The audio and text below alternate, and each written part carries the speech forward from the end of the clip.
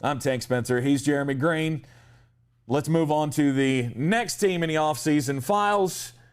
Offseason options now for the Pittsburgh Steelers. Pittsburgh Steelers are going to bring back Ben Roethlisberger. They've decided that they've saved what, $14 million, $15 million, something like that on his contract. Try to explain that for us. How that's all going to work. How they saved money on Ben Roethlisberger. They kicked the can down the road. They basically extended him. Basically, the deal he signed was a 5-year extension with 4 voidable years that void on the first day of the league year next year. So he's still getting paid. I mean, he gave back some money, don't get me wrong, but they've lessened his cap number by extending it and kicking the can down the road. So they will have some dead money next year when he retires, and he will. This is the last year for Ben. But that has changed my view on their offseason just a little bit because now you've saved some money. You know you're going to be bad as soon as Ben's gone. You don't have there is no other quarterback on this roster. Mason Rudolph's a disaster. I love the idea of them taking Kyle Trask as a safety net for Ben. The bad part is I think they've taken him back in the first round, and they have holes. I see a path Bud Dupree comes back. I don't know how they're going to do it. Yeah. I have absolutely no idea how they're going to pull That's this off. a lot of gymnastics to make that money work. Well, and here's the thing. It's a lot of gymnastics to do, but you know definitively you're going to have a dead cap number on Ben next year. You know you're not going to be particularly good. So you could go all in, kick these cans down the road, restructure the deals on these big cap numbers, and just know that next year you're going to have to swallow the frog, and you're not going to be good. But I feel like if you don't do that this year, now you've brought Ben back to play with a mediocre team, and that's not going to be great either. But how different are they going to be next year? They've got JuJu Smith-Schuster is gone, right? We believe that he's not going to be back with this team? I don't believe he will. I think they know they can roll with Chase Claypool and James Washington as the 3. They could draft another receiver at some point in this draft because this is a deep draft for receivers. You just remember I said this. For some reason, Amon-Ra St. Brown jumps up and down to me going to the Pittsburgh Steelers. I don't know why that is. I said the same thing about Chase Claypool last year, and guess what? I was right. Yeah. So he's another USC wide receiver. And it's not even the JuJu Smith-Schuster thing. It's the way he plays. Okay.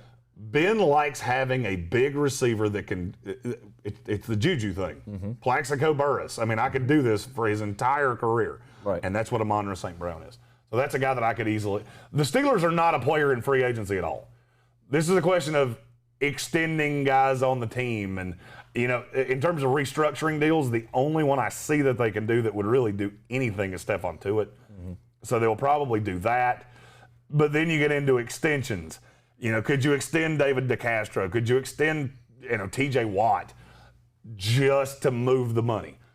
No, you're not going to be good, and try to move the money to bring back a Dupree, to bring back an Ali Villanueva on a team-friendly deal, because I think he would do that.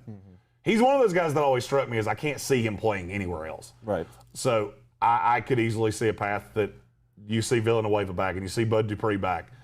JuJu, I think, is gone no matter what. I would agree with that. My question about the running back position, who's it going to be? They're going to draft one. They're going to draft a running back? And his name is Najee Harris, most likely, because he fits Pittsburgh so well that I can't see a way it doesn't happen. Well, they would have to use that 24th pick to get him in the first round. So by the way, there's no more the quarterback, the Kyle Trask at quarterback scenario. If you look at the consensus of every mock draft that's in the top 100 of visited websites online, there's no pick that's more consensus other than Trevor Lawrence than that Najee Harris is going to go 24 to the Pittsburgh Steelers. I'm not making that up either. There are places you can find these things. They compile all of our mocks and go, hey, look, that's what happened. It's Najee. Yeah. And I love the idea of that. I think that there is a path to Pittsburgh being competitive longer than I've thrown dirt on them to an extent. I agree. And that's an error in judgment. I agree. It is an error in judgment on your part because I've been thinking about this since we talked about it, a few days ago, that Ben Roethlisberger, to me, I don't think he's done. I really don't believe so. I mean, I'm afraid hell's going to make sure he's done. I'm afraid that at his size and at all of the things that have happened, I'm not sure that he can hold up for a full year. Maybe, but you can't rely on a guy who just had elbow surgery to throw the ball 600 times in a season. And that's the problem. It is the problem. But the way this team's built, this is not a run-first team. It's never going to be. Mm-hmm. I don't give a damn if you take a running back in the first round. Yeah. You're still going to have Ben throwing 40 times a game. That's how this team's built. That's not going to stop. Right. I mean, when you're this far up against the cap, now we want to completely change the way our offense is run. Good luck with that. Mm-hmm. It's not going to work. So, I mean, Ben's going to be what Ben is. And I think they can build enough of a team knowing full well that when Ben's done, we're going to suck for a year or two. Mm-hmm. I think they can put a run together. I don't think they're a Super Bowl contender. I don't think there's anything that will make them a Super Bowl contender. Do I think they could be a 10-6 team that's competitive and make the playoffs? I do see a path to that, yes. I think that's probably the most likely scenario because I trust this franchise. I trust the Pittsburgh Steelers to put a competitive product on the field. The bad thing for Pittsburgh, and the reason that everybody has Najee Harris going to them at the end of the first round, they have the worst aligned needs for where they're picking of any team I see in the NFL. Mm-hmm. Because they need another corner. You're going to really struggle to get one of those back in the first round. There's only a handful in this draft that I really like. The rest of them are scheme-dependent fits. Okay. I don't see one there for Pittsburgh at the end of the first round. They need some help at tackle. Well, guess what? All the tackles go in the top 15 or 20. There's not that many. This is not a great tackle class. And they could use help on the interior of the defensive line. Well, guess what? There's one nose tackle in this whole damn draft. Mm-hmm. Christian Barmore, 32 to the Tampa Bay Buccaneers. Stop it. There's one nose tackle. There's one team that does a really good job of drafting for value and winding up with guys that play for a really long time. Mm-hmm. Not saying I think it happens, just throwing it out there. So he could be the number 24 pick. There's a possibility of that. Okay, so we're down to 3 picks at number 24. We're Kyle Trask. We're at I don't think they're Barmore. taking Kyle Trask at 24. What I'm saying is I could see a path that they would trade up from their second-round pick, giving up their first-rounder next year to get Kyle Trask as insurance to Ben Roethlisberger. I got you. They can't not take a player at 24. Mm-hmm. I didn't say that right. Yeah, you did. It sounded funny. They have to have an impact player at 24. Mm-hmm. Kyle Trask is an insurance policy. Mm-hmm. And they may not have to trade up. It just depends on how he falls and how things go at the in the pro days and things like that. Right. We're a ways out from that. I watch the tape on Kyle Trask and go, a team's going to fall in love with that. I firmly believe that. Mm-hmm. A team's going to watch him and go, and the New Orleans Saints. Not saying they're going to do it, just saying that's a team I could see doing it because he fits that system real well. There are some glaring needs right now for the Steelers, but I think going all in with Ben Roethlisberger, you're committed to this. Right or wrong, you are committed to this. And they're going to have one more shot to get it done. I just don't think they can do it. They could be competitive, but I don't think they've got another run in them like they had this year, where they ended up, starting out the season 11-0 and then end up flaming out in the playoffs so spectacularly against the Cleveland Browns. I like the Pittsburgh Steelers. I like Ben Roethlisberger. I like them to make it, make one more try with him, but they got to do something about their running back slot. They got to figure out how to run the ball. You cannot continue to ask Ben to throw 600 times in a season or 40 times a game. I just don't think that's your path to success. I agree. The defense is still going to be really good, but they got to fill that hole with Bud Dupree. Somebody asked me in the comments that do I really think Kyle Trask is a first rounder? Here's the thing. This is it's the Mac Jones rule.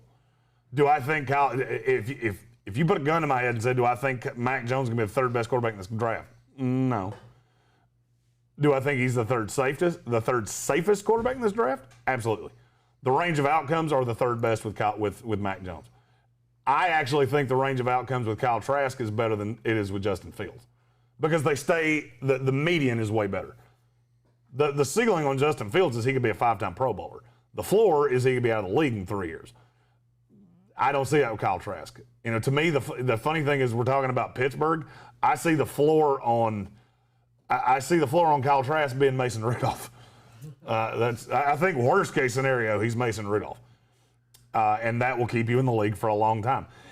It's entirely possible that so much of the quarterback market gets shifted out in free agency and through trades that you don't see a team reach for a Kyle Trask.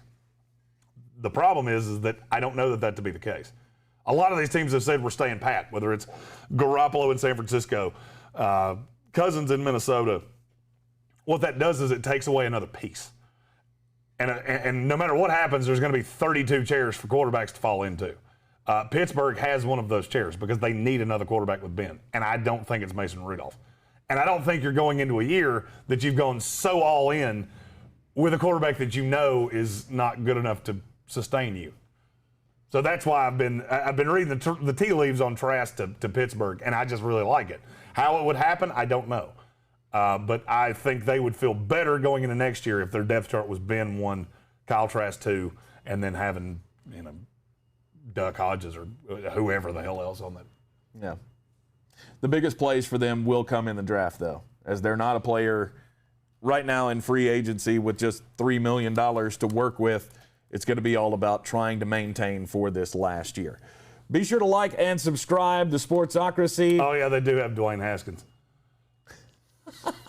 Somebody said it in the comments. I just had to acknowledge that you are right. He is on the roster. Yeah, not good. No. He ain't good. No. I think I feel better about Mason Rudolph than Dwayne Haskins. Yeah, Dwayne Haskins. Here's the thing, and I got to mention this just because they did bring in Dwayne Haskins, and I'm sure this is going to be a topic with as much as we talk about quarterbacks. Mm-hmm. Dwayne Haskins was brought in on a vet minimum deal. If he doesn't make it to the first mini camp, I will not in any way be surprised. If they have a better option, they're going to take it. Mm-hmm. He was a cheap option. He is there is talent there. There's also a lot of personal issues that I would have had zero interest in. Mm-hmm. I've heard stories about him that would blow your mind. He's the only quarterback I've ever seen that they had to put in the backup because he was signing autographs during a game that wasn't done yet. Taking selfies on the sidelines, yeah. That was a weird one. But to me, that move was all about just planting the flag. Knowing that you have an emergency scenario should Ben retire or whatever. This way you knew you at least had some kind of prospect to be able to work with. Yep.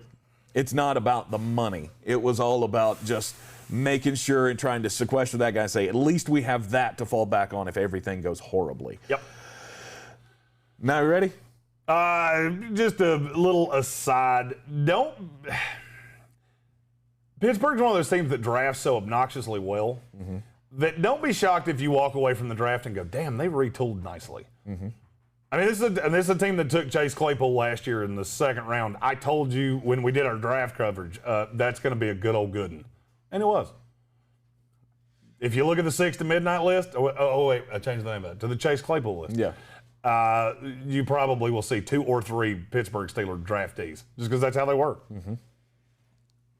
Like and subscribe to the Sportsocracy. All of our off-season files showing up on your playlist, so be sure to subscribe and you'll get all of our content here on the YouTube channel. We'll be with you this afternoon.